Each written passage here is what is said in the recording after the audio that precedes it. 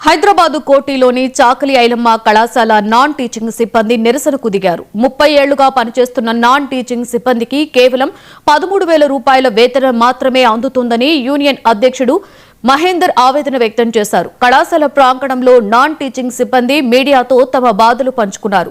కళాశాల యాజమాన్యం ఒక్కసారి కూడా వేతనాలు పెంచకపోవడం దారుణమని విమర్శించారు.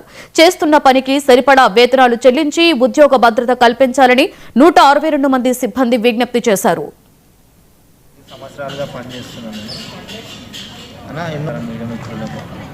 ఇక్కడ నేను ఉద్యోగం చేస్తున్నా.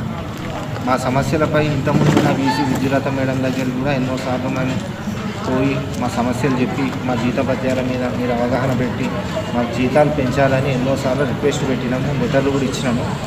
దానిపైన ఎటువంటి స్పందన లేదు మేడంకి. మళ్ళీ మీదిగా మమ్మల్ని చేయండి, లేకపోతే ఉద్యోగాలు మానేసి ఎక్కడికన్నా వెళ్ళిపోండి అన్నట్టు మాట్లాడింది. డైరెక్ట్ చెప్పేసింది ముఖం మీద. అయినా కూడా మేడం మేము ఇక్కడ వస్తే మాకు లైఫ్ ఉంటుంది, ఏదో మేము గవర్నమెంట్ కాలేజీలో పనిచేస్తుంటే మాకు లైఫ్ ఉంటుంది అన్నట్టు వచ్చినాం మేడం. మరి మా తర్వాత వచ్చిన వాళ్ళకు ఇష్టం ఉన్న జీతాలు ఇస్తారు. ఇది పద్ధతి కాదు మేడం. ఎందుకంటే మమ్మల్ని కూడా ఆలోచించండి. మీరు ఎంతమంది పెట్టుకుంటారో అది మీ ఇష్టం, కానీ మా జీతాల కోసం ఆలోచించండి. గత 30 ఏళ్ళుగా మా సీనియర్లు కూడా ఇక్కడ పనిచేస్తున్నారు. వాళ్ళకు కూడా చాలా జీతాలు తక్కువగా ఉన్నాయి. దాని మీద కూడా మీరు ఫోకస్ చేయండి మేడం అని అంటే ఆమె చూస్తా చేస్తా. భద్రాద్రి కొత్తగూడెం జిల్లా అశ్వారావుపేట